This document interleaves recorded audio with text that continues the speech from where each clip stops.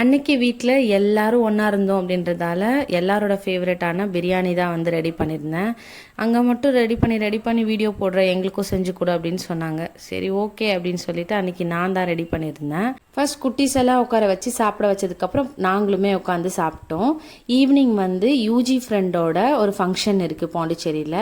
So அதனால் அது miss பண்ணாமல் போயிடணும் அப்படின்னு சொல்லிட்டு இருந்தேன். ரொம்ப வருஷம்னே சொல்லலாம். ரொம்ப வருஷம்க்கு அப்புறம் நிறைய ஃப்ரெண்ட்ஸை வந்து அன்றைக்கி மீட் பண்ணோம். நிறைய பேர் வந்து அன்றைக்கி வரலை. ஆக்சுவலாக என்னென்னா வெக்கேஷன் அவங்களுக்குலாம் இன்னும் ஸ்டார்ட் ஆகலை அப்படின்னு சொல்லிட்டு நிறைய பேர் ஊர்லேயே இருந்தாங்க, யாரும் வரலை. ஸோ ஒரு 2-3 பேர் மட்டும் நாங்கள் மீட் பண்ணோம்.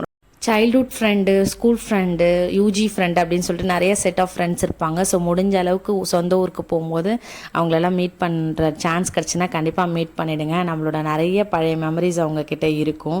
ஸோ அதெல்லாம் பேசும்போது ரொம்பவே ஹாப்பியாக இருக்கும். அண்ட் பேக் டு சென்னை வந்தாச்சு. வீடியோ பிடிச்சிருந்தா சப்ஸ்கிரைப் பண்ணிக்கோங்க.